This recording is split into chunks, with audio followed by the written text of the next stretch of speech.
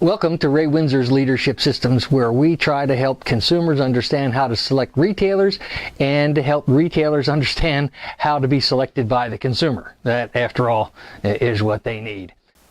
Often your first encounter with a retailer is over the telephone. You've done a little research, you found the guy's number, you see that he is in the business that you're interested in purchasing a service or a product, and you call him up to see what they're like. If you discover that the guy on the other end of the telephone has been annoyed by you interrupting his day or answers the phone in a way that is completely unintelligible, you can pretty much guarantee that management doesn't really understand how to make a good first impression on the consumer. And if they don't understand that, there's a good chance that the only thing they're interested in is getting you to buy something today, regardless of what it is, if you elect to visit the store. And generally speaking, the only reason you would elect to visit a store who isn't interested in you is only because they may have the lowest price and have that product in stock today. On the other hand, if you encounter a person who answers the phone who's enthusiastic, who speaks clearly, you can pretty much count on the idea that management is interested in and understands how to make a good first impression on the consumer. And if that's the case, they're doing their job well, and you can count on the idea that you're probably going to get a good bit of service in that store and a good bit of an education, and the education is terribly important when you want to make an informed decision.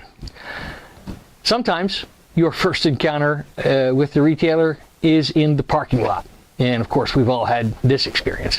When you drive into the parking lot and you find that the painted sign on the window is faded and looks like it was painted there when George Washington turned 15, and the paint is running from the drips of the rainstorm that we had 6 months ago. You look over on the wall and there's a bunch of beer bottles and McDonald's bags there, and you look in the corner where the wall joins the front of the store, and you see a 3-foot tall weed surrounded by a bunch of candy wrappers. You can pretty much count on the idea there that management really doesn't understand how best to deliver information to a consumer, and therefore help that consumer make an informed decision. And generally speaking, an informed decision provides the best value for a consumer.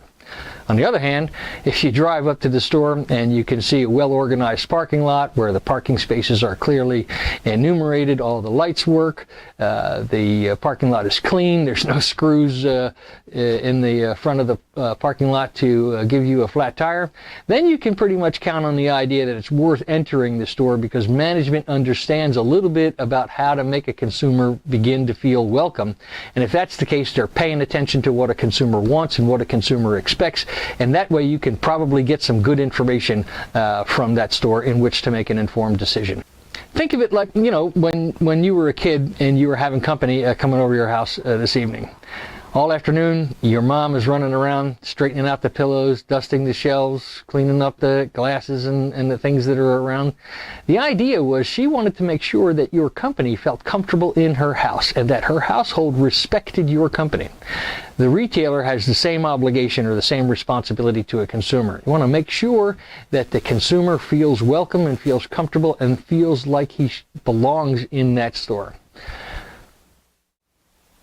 Well, if you've had any of these kinds of experiences, good or bad, shoot me a note down below. It might be entertaining to have a look at them. Next Tuesday, look for the edition, What to Expect Once You Enter the Store. Thanks for watching, and please tell all your friends.